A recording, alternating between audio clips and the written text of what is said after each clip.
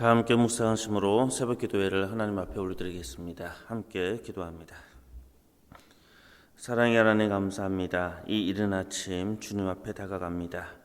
오늘도 말씀으로 우리의 온 몸을 주님께서 붙잡아 주셔서 하나님의 말씀 가운데 넉넉히 이 세상을 이기는 하나님의 자녀들 될 수 있도록 인도하여 주옵소서.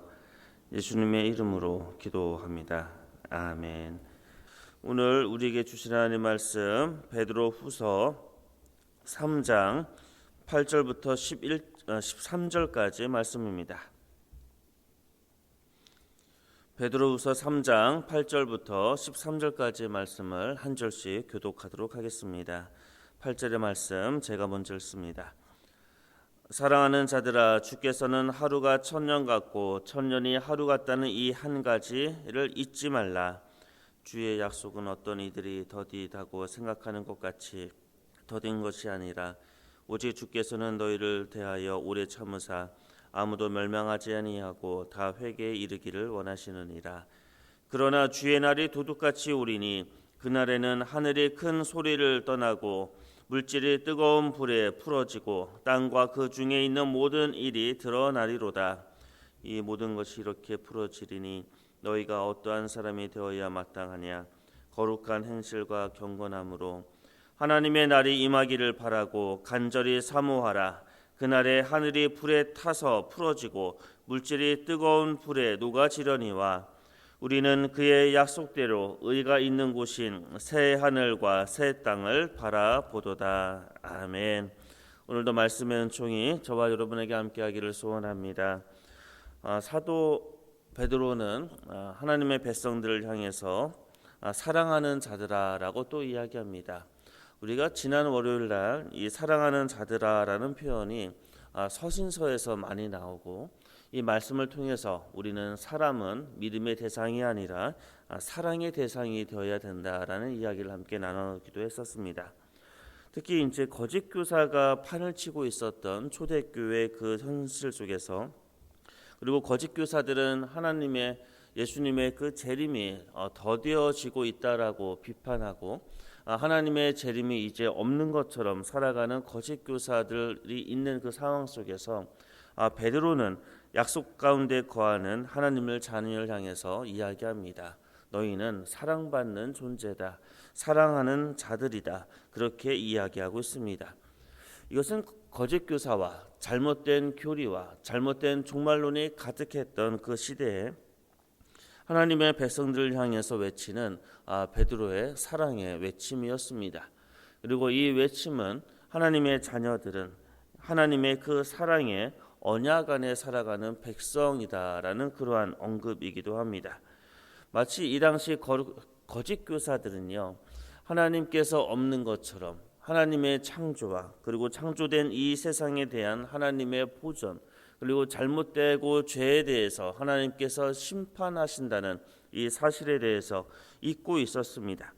하지만 베드로는 이야기합니다. 너희는 하나님의 사랑을 받는 존재이고 하나님의 창조와 하나님의 보전 가운데 살아가는 그런 존재다라고 언급을 합니다. 그리고 나서 이제 이런 이야기를 합니다. 우리가 너무나 잘 알고 있는 말씀이지요. 하루가 천년 같고 천년이 하루 같다. 이 말씀을 갖고 우리는 여러 가지 문자적으로 해석하는 경우도 있습니다. 그래서 창조가 6일의 창조를 마치 6천년의 창조로 하루가 천년이 같기 때문에 6천년의 창조로 이야기하는 사람도 있고요. 그리고 여러 가지 이야기를 합니다. 하지만 이 8절의 핵심은 이런 내용입니다. 인간이 생각하는 시간의 개념하고 하나님이 생각하는 시간에 대한 이해는 전혀 다르다는 겁니다. 왜 그러냐면요. 시간은요. 피조물이기 때문에 그렇습니다. 우리는 종종 피조물이라고 이야기했을 때는 그냥 물질 세계만을 이해하는 경우가 있습니다. 우리의 몸과 동물과 식물과 하늘의 별들과 이 땅의 바다와 우리 눈에 보이는 이러한 것들만 피조물이라고 우리는 이야기하는 경우가 있습니다. 하지만 시간은 언제 시작되어집니까? 현대 과학에 의하면 빅뱅이 일어나게 되어지고 그 가운데 시간이 등장하기 시작합니다. 그리고 우리가 잘 알고 있는 것처럼 시간도 유동적이고 변한다는 거 우리는 다 알고 있을 것입니다. 그래서 아인슈타인의 상대성 이론에 의하면 이런 이야기 들어보셨지요. 시간의 흐름이 그 사람이 살아가는 그 높이에 따라서 다르다라는 이야기 혹시 들어보셨습니까? 고층에 살면 시간의 흐름이 좀 늦고, 그다음에 지상에 살아가면 시간의 흐름이 좀 다르다. 이런 이야기를 좀 들어보신 적이 있으십니까?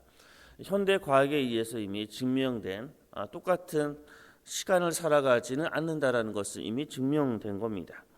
이 8절에 나오는 핵심은 이겁니다. 우리가 생각하는 그 시간, 그 상대적인 것이고, 그리고 무엇보다 그 시간조차도 하나님의 피조물이라는 겁니다. 그래서 하루가 1000년이다. 이것은 단순한 문자적인 이해가 아니라 우리가 살아가고 있는 이 모든 시간들은 하나님의 섭리와 은총과 하나님의 피조물의 세계 안에서 하나님의 은총의 시간이라는 겁니다. 우리는 그래서 이해를 합니다. 정확하게 계량된 시간만을 이해하지요. 그래서 약속을 할 때도 몇 시 몇 분에 만나자 이런 약속을 합니다. 하지만 하나님의 시간은 전혀 다른 시간이고요. 어떤 학자에 의하면 그 시간에 대한 정의를 이렇게 이야기합니다. 하나님의 시간은 따뜻한 시간이다. 하나님의 시간은 은총의 시간이다. 우리가 경험되어지는 시간은 물리적이고 계량되어진 마치 시계의 초침이 움직이는 듯한 그런 시간이라면 하나님의 시간은 따뜻하고 은총의 시간이다라고 그렇게 이야기하고 있습니다.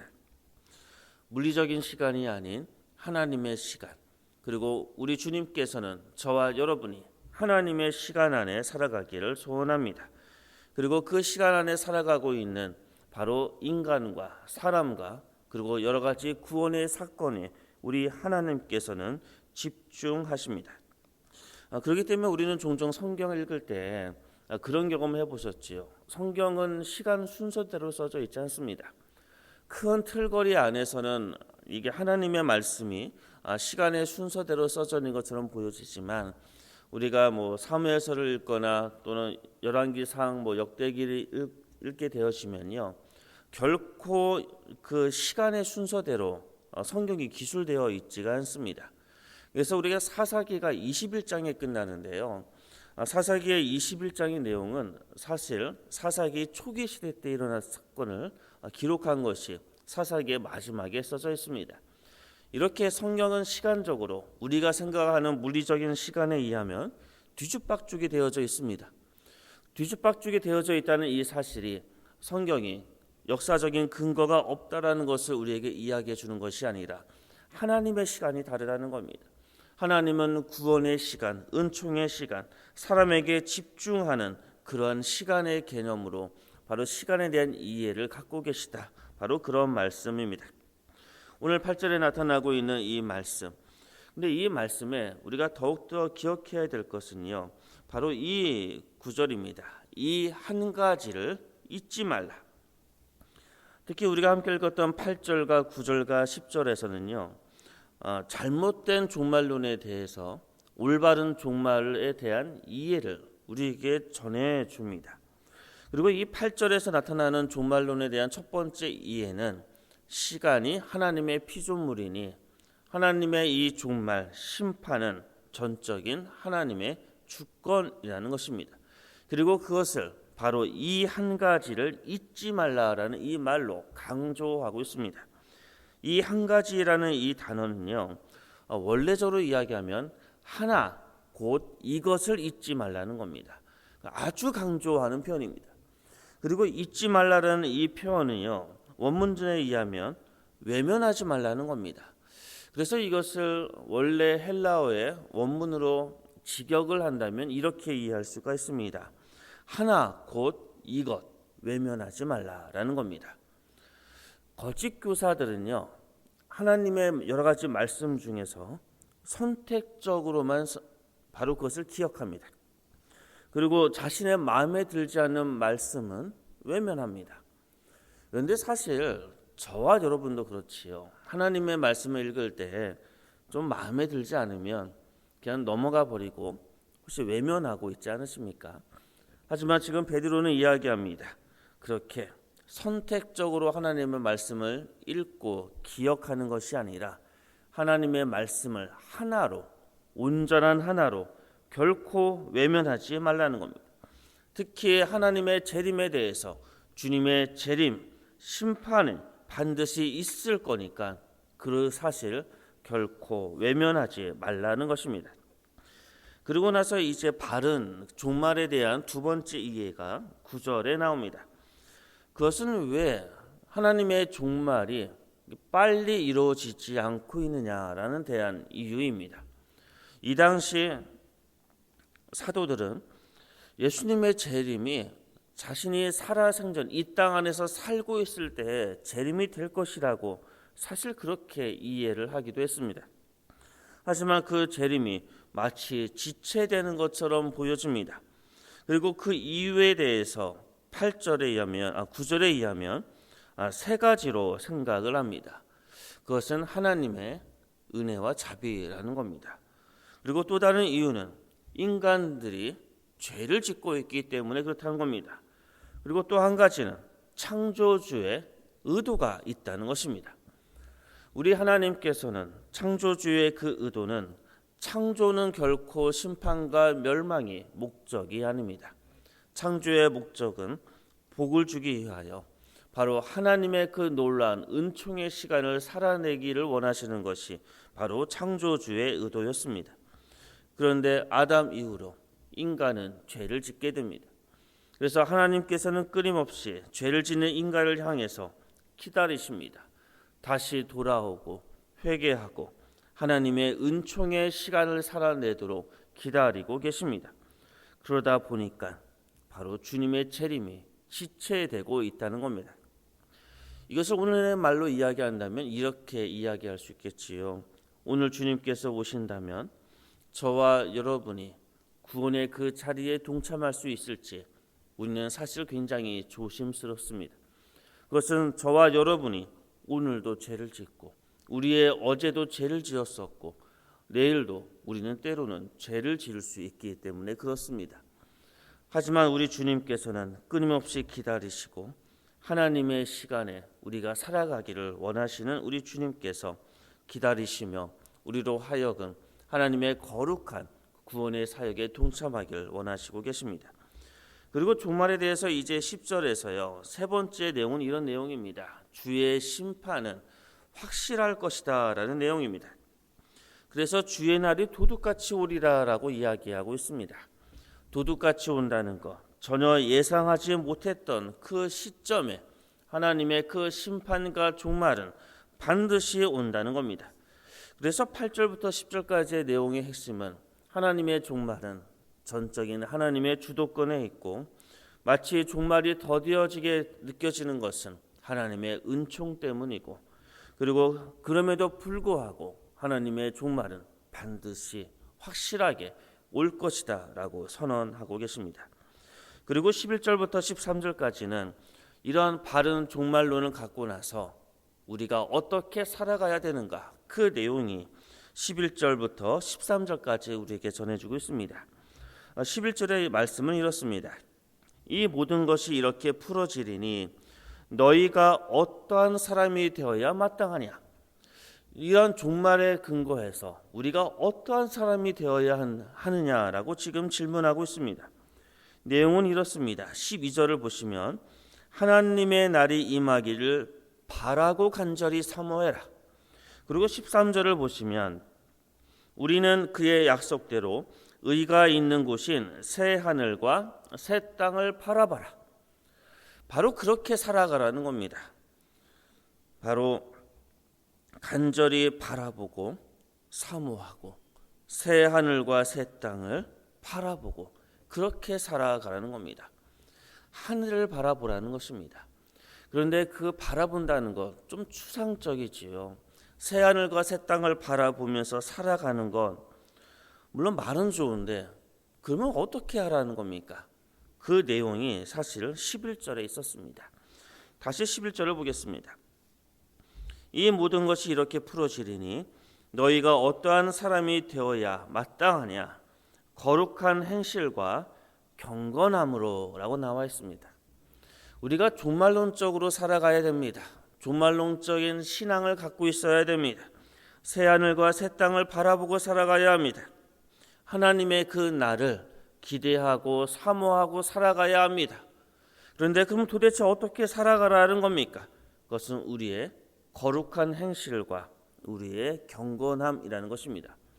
바로 우리의 거룩한 행실과 이 경건함을요, 베드로후서가 처음 시작되어질 때는 하나님의 신령한 성품이라고 표현이 되어졌습니다. 신의 성품에 참여한다는 겁니다. 하나님의 성품에 참여하여 그렇게 살아가야 된다는 것입니다. 하나님께서는 인간을 창조하셨습니다. 하나님의 형상대로 창조하셨습니다. 그리고 어떻게 살아가길 원하십니까? 하나님의 형상대로 하나님의 성품에 참여하여 그렇게 살아가기를 우리 주님께서 원하십니다. 바로 그 말씀이 거룩한 행실과 경건함으로 살아가는 모습일 겁니다. 사랑하는 성도 여러분, 우리 주님께서는 반드시 오십니다. 하지만 그 오심은 하나님의 전적인 하나님의 주권 안에서 이루어질 것입니다.